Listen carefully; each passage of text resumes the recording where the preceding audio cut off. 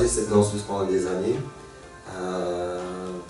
On a toujours eu, je veux dire, un lien particulier parce qu'on était un peu en plus de la parole, parce que moi je ne parle pas anglais et elle ne parle pas français. Donc pendant des années on se regardait, on se souriait, on partageait des plateaux pour d'autres chorégraphes où on n'avait pas forcément un duo ou un échange sur scène, on se croisait voilà, dans des chorégraphies collectives et ça a duré pendant plus de 10 ans. Donc ça a mis du temps. Donc pendant 10 ans on s'est regardé, on s'est souri et puis à un moment donné on s'est dit voilà, il faut qu'on crée ce duo là, il faut qu'on se donne les moyens d'y arriver. C'est l'international donc c'est sûr que c'est quelque chose de plus gros, de plus grand. Donc je me suis laissé le temps de faire cette création.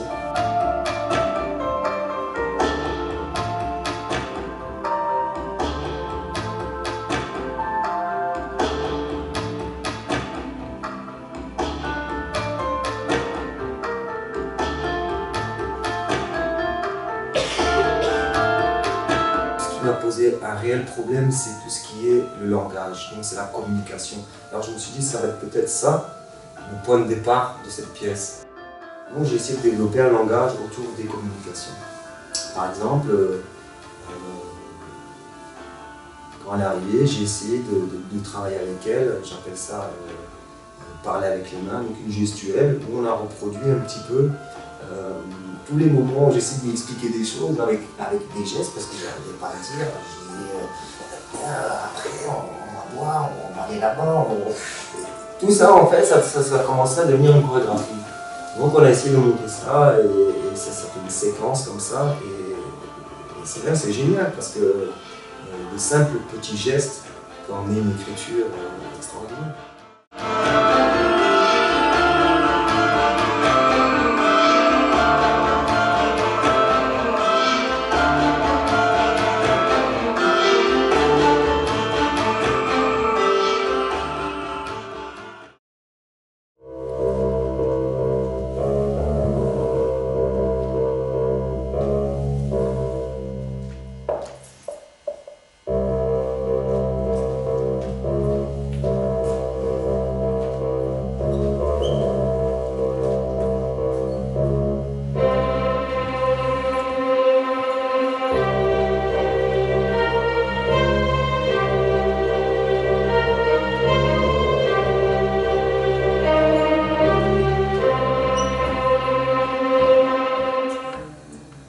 De la femme est toujours d'actualité, pas toujours pour les bonnes raisons malheureusement.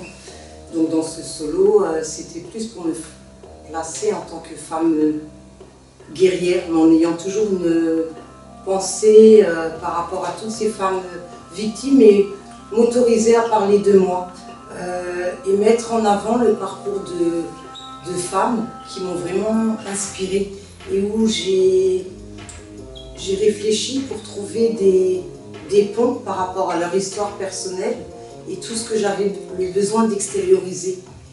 Et donc il y a eu des références comme Harriet Tubman, qui était une esclave. Puis sinon beaucoup de modèles comme surtout des reines d'Afrique, parce que c'est vrai que je m'identifie avant tout auprès de femmes de couleur.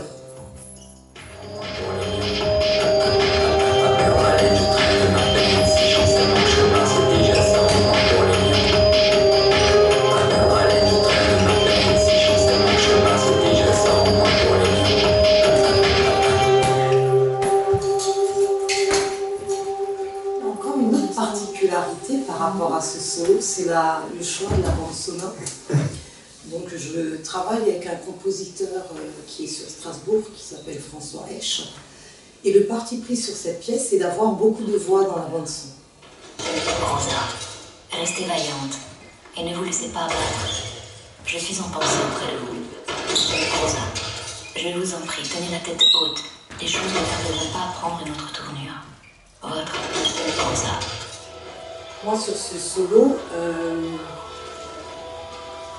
c'est pas facile d'être seule. Du coup, j'ai créé un lien où le régisseur sera au plateau et il aura des interactions.